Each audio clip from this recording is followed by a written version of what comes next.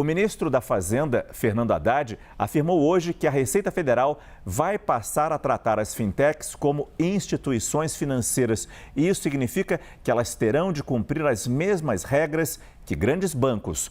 A nossa analista de economia, Thaís Herédia, está aqui no estúdio para explicar esse tema e mostrar esse braço da investigação que pegou o bloco financeiro do grupo, digamos assim. Até que ponto essa medida agora anunciada pelo ministro Haddad pode realmente fazer um ajuste de rota, uma correção no que aparentemente possibilitou esse golpe gigantesco. Thaís, boa noite. Boa noite, Márcio. Boa noite a todos. Olha, é a mesma ideia que o governo teve quando publicou uma medida que é uma instrução normativa da Receita Federal, aquela que acabou deflagrando a crise do PIX, né? Que era fake news. O governo não ia taxar o PIX, né? Mas essa foi a narrativa que sobreviveu e o governo resolveu, por conta própria, voltar atrás nessa instrução normativa. Ela ainda não foi publicada. Eu passei o dia conversando com representantes das grandes fintechs do Brasil, as maiores entidades,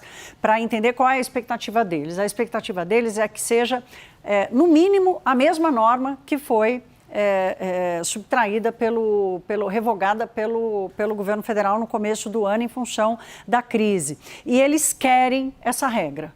Porque, Márcio, eu estava olhando você fazendo a explicação, né? E a gente falando aqui da quantidade de postos de gasolina que operam de forma irregular. Mas há uma outra enorme quantidade de postos de gasolina que são regulares, né?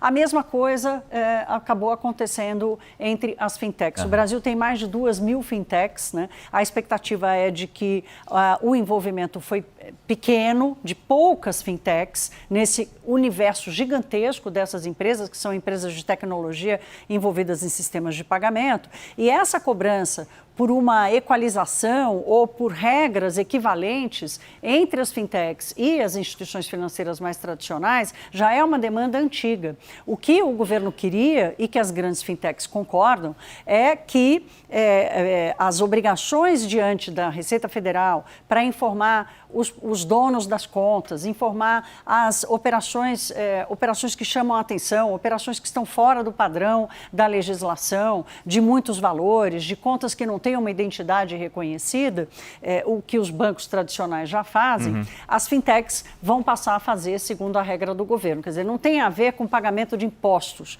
é uma regra sobre as obrigações das empresas com a Receita Federal. Então, as grandes fintechs, as grandes entidades representativas desse setor estão muito preocupadas, Márcio, com a demonização das fintechs.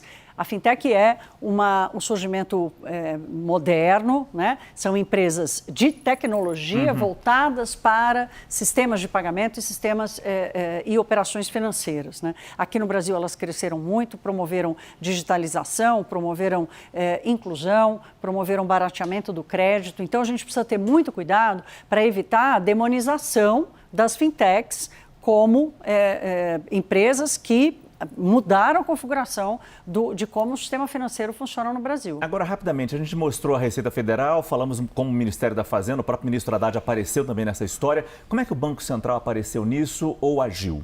O Banco Central é o grande regulador do sistema financeiro no Brasil, Márcio. E olha o que aconteceu. Eu acabei de dizer aqui que o Brasil tem 2.000 fintechs, pouco mais de 2.000 fintechs. É um crescimento de quase 80% em 5, 6 anos.